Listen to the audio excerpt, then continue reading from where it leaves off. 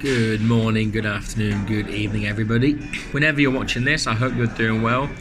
This one is a short one, but one that I think is very important because it's one that a particular part of geography that I find very difficult, and often I get confused between the four different aspects. So, this is about managing hazards. So, tropical storms and earthquakes apply here. Now, it's the difference between monitoring and prediction, protection, planning. What's the difference between them? What is examples of each? What are they? Ultimately, this is the things that governments can do to limit the impacts of hazards. Things they can do to stop the earthquake being as bad as it could possibly be. Things they can do to try and limit the effects of a volcanic eruption or of a tropical storm. Okay, can't always work. There's different reasons why. Sometimes countries are poorer than others, so have less money available for these kind of things. Sometimes the hazard is simply too strong. For example, the richest country in the world, if there's a 10.0 earthquake, say it breaks all records, there's only so much they can do. So the first one, let's have a look, is monitoring. Now, monitoring and prediction are basically the same. This is where you keep an eye on it. You keep an eye on the Richter scale. You keep an eye on when volcanoes occur. You keep an eye on when tropical storms are likely to be happening using radar graphs and things like that. This might be, for example, seismologists keeping an eye on the ground and seeing if it starts to move a little bit more than it does normally, or keeping an eye on the weather forecast and seeing where a tropical storm might form using radar graphs. So these things, ultimately, you're predicting, you're having a guess. If I'm to predict the football score, I'm going to have a look at recent form, keep an eye on how the teams are doing, and have a guess at the score. That's kind of what this is as well. Okay, the next one is planning. Now, much like you may plan to do something at the weekend with your friends, planning is about preparing what you want to do during or after an earthquake, during or after a tropical storm.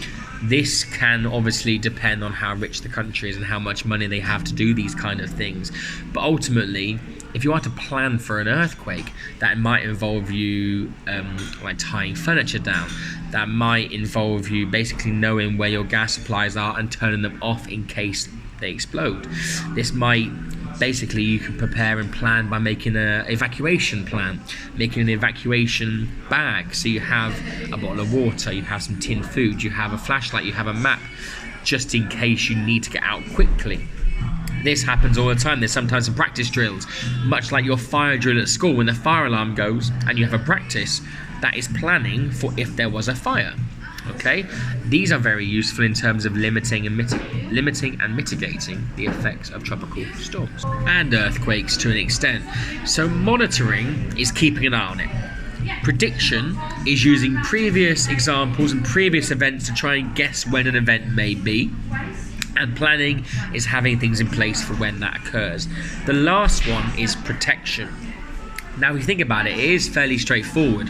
Protection is things you are doing to protect yourself.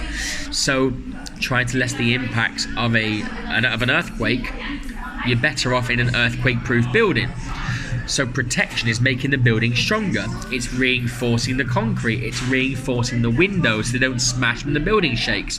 Perhaps it's having stabilizers or rolling weights on the roof. All these things for earthquakes can help protect you. Not guaranteed foolproof, like you're not definitely going to survive, but can mitigate the effects, protect yourself in the event of a tropical storm or earthquake. If you're looking for things to protect yourself in other disasters, it might be having houses on stilts for volcanoes, or it might be having a hurricane-proof shelter you can go to in the event of a tropical storm. So prediction, protection, planning and monitoring, it is important you know what they mean. Okay, just to summarize, prediction is having a guess at when they may occur. So volcanoes, earthquakes, tropical storms, looking at previous records, looking at previous temperature data, for example, and trying to work out when that might happen, having a guess using previous data.